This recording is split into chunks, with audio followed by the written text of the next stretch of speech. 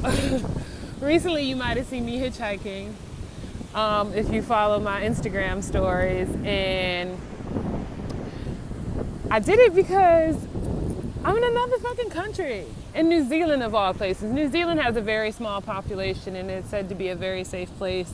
It's not like America where guns are all over the place. Not to say people don't have guns, not to say things that don't happen here. And I'm also on the South Island. And the South Island, like, it's just an abundance of nature. Like, you can feel alone as a person. I mean, obviously nature holds me, molds me, grasps me, guides me.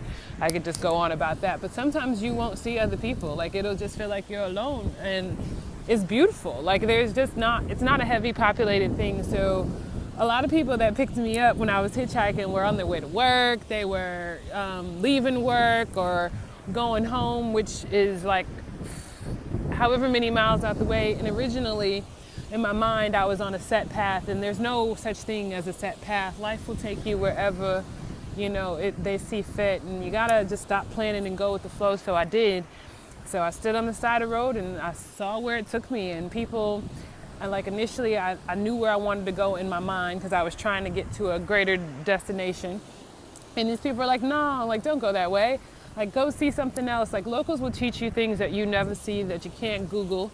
These people, one of the times that I hitchhiked, it got pretty late, it got pretty dark, and he didn't think that I would get a ride to where I was trying to go, and opened up his home to me. And like, never, I mean, trust your gut. You're kind of, you know, danger is danger. Like, anything could happen, and I'm not telling you, like, don't trust my advice. My experience is that of my own. I can't tell you what it would be like for you if you decided to hitchhike, shit. But mine were in abundance. This man, he took me home. Well, first he took me to his farm, and I got to meet his horse and his sheep and his chickens and see how he was building this home from his hands. Like, just wanting to share his life. And before that, then taking me back to his place, like where he actually lived, fed me dinner, you know, set up a room for me, a separate room.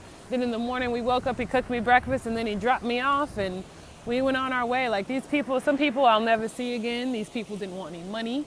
They didn't want anything in exchange. Like, mind you, nobody here listens to the radio. So these are all conversations that I'm having. It never got odd. It never got awkward.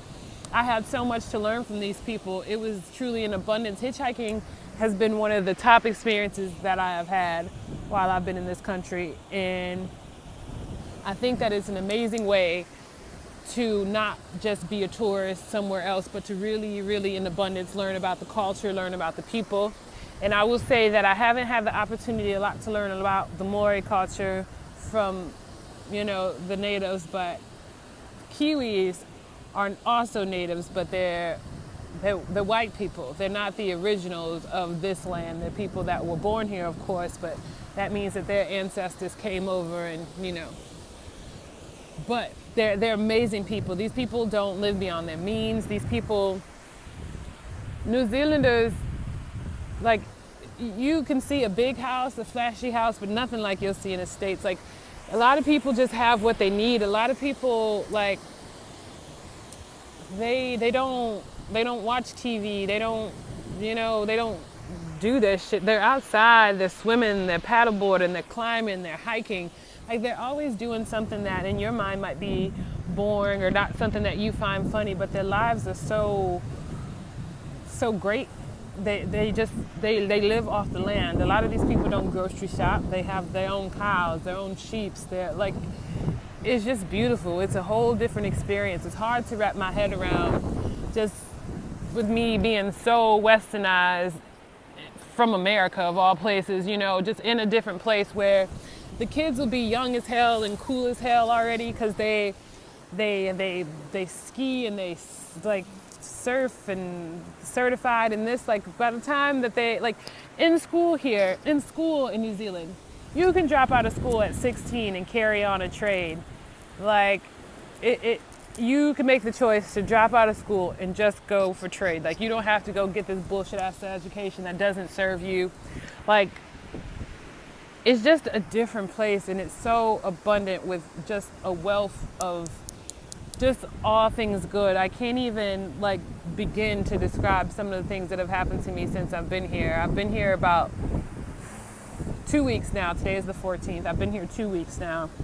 And I mean, each day brings something new. Every winding road, when you come around the bend, you're going to see something that just, wow, I mean, changes your perspective. Just New Zealand. Visit New Zealand.